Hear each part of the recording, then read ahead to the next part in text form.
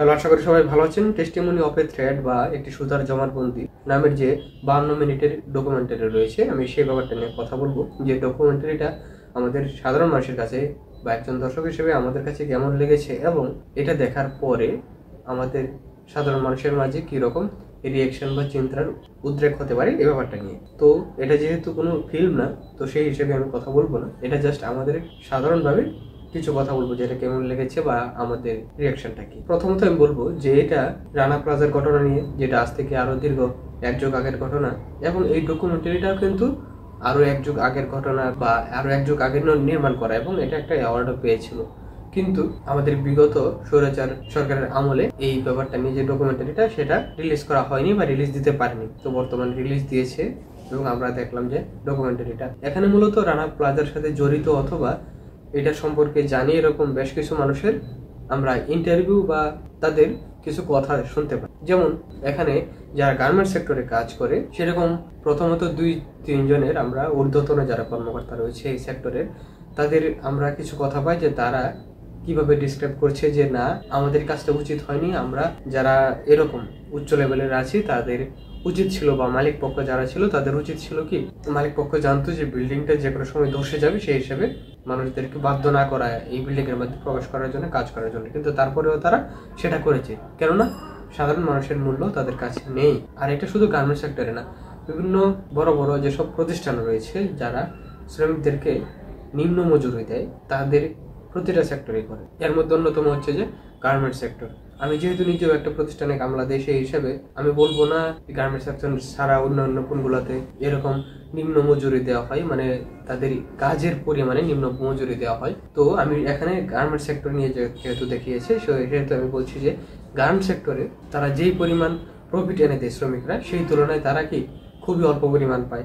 আর তার উপর যখন ঈদের সময় আসে, তারা তখন তাদের নিজেদের পাওনা বেতন বোনাস পাওয়ার জন্য মালিক পক্ষের লোকজনের পায়ে ধরছে, এরকম আমরা বিভিন্ন নিউজ ভিডিও আমরা বিভিন্ন মিডিয়াতে পাই, যা খুবই দুঃখজনক। আর এই ডকুমেন্টারিতে আমরা বলবো যে এই যে বেশ 2-3 জনের কথা আমাদেরকে বলেছে বা তাদের কথা শুনিয়েছে যে না, এরকম এরকম প্রবলেম ছিল, মালিক পক্ষ এগুলা দেখে নাই, এটা জাস্ট কি ইন্টারভিউর মতন বলেছে।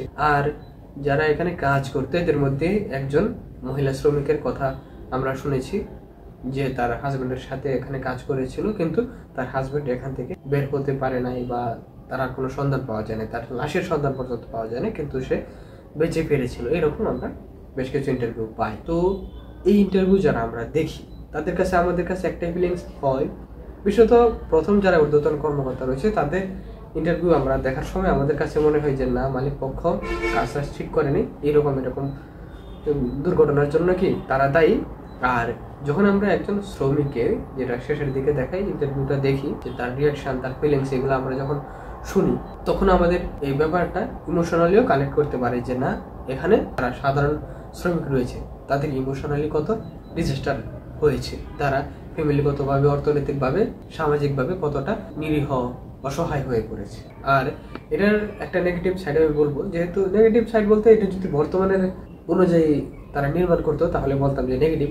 যেমন বাংলাদেশে বর্তমানে যেসব ডকুমেন্টারি নিউজের ক্ষেত্রে হোক বা অন্যান্য শুধু ডকুমেন্টারির ক্ষেত্রে হোক বা যে কোনো ক্ষেত্রে হোক, সেগুলোতে কি করে, যখন কোনো একটা জায়গার কোনো ঘটনা দেখায়, সেখানে সেই জায়গাটাতে যদি তারা সরাসরি না যেতে পারে বা না দেখাতে পারে, তাহলে মানচিত্রের মাধ্যমে অথবা বিভিন্ন গোপন ভিডিওর মাধ্যমে কি বা গোপন ক্যামেরার মাধ্যমে সেই জায়গাগুলো আমাদের দেখায়, আর সাথে সাথে পাশের যে কেউ একজন সেই জায়গাটা নিয়ে ব্রিফিং করে। একজন মানুষও যদি সাক্ষাৎকার দেয়, সেখানে ফ্ল্যাশব্যাকে আমরা সেসব জায়গার কোনো চিত্র বা ভিডিও পাই, কিন্তু এখানে এগুলো পাই নাই।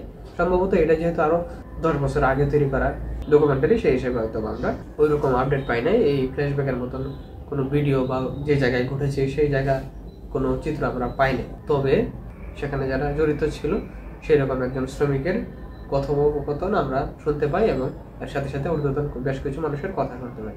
তো বলবো যে বাংলাদেশে যারা গার্মেন্টস রয়েছে, গার্মেন্টসের শ্রমিক বা মালিক পক্ষ রয়েছে, তাদের আসলে ওই রকম মানবিকতা নাই। যদি মানবিকতা থাকতো তাহলে দেখেন যে, আমি দূরের কথা বলবো না, এই ঈদে 2025 সালের ঈদুল ফিতরের সময় বাংলাদেশের একজন সুপার চার হওয়ার কল্পনায় যে গার্মেন্টস মালিক বিভোর ছিল, সে ঈদের আগেই বলছে কি যে এরকম কারণে বা বিভিন্ন অর্থনৈতিক দুরবস্থার কারণে আমরা বেতন দিতে পারছি না। কিন্তু সে পরবর্তীতে দেখা গিয়েছে যে ঈদের সময় সে বিদেশ চলে গেছে ট্যুর করার জন্য তার ওয়াইফের সাথে। এই যে এইরকম যারা মালিক পক্ষ রয়েছে তারা আসলে এরকম নির্দয়, তারা কোটি কোটি টাকা খরচ করে ফেলে নিজেদের আনন্দের জন্য, কিন্তু এই যে শ্রমিকদের সামান্য মজুরিটা তারা দিতে চায় না। এইসব ব্যাপারে আসলে তারা মানবিক হবে না, কারণ তারা তো ওইসব কানেক্ট করে না ওইসব লোকজনের সাথে, কারণ তারা তো শুধু দূর থেকে এসেই বলে দেয় আর ইনকাম করতে থাকে, প্রফিট পেতে থাকে। যারা শ্রমিক তারা না পারে অন্য জায়গায় তাড়াতাড়ি গিয়ে কোনো একটা কাজ জোটাতে বা ভালো করে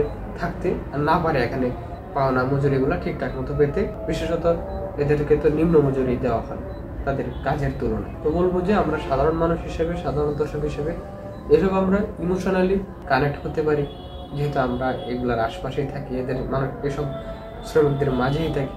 সেই হিসাবে আমরা তাদের দুঃখ কষ্ট আরো বেশি করে ফিল করতে পারি। কিন্তু আমরা আসলে ফিল করা থেকে আসে যায় না।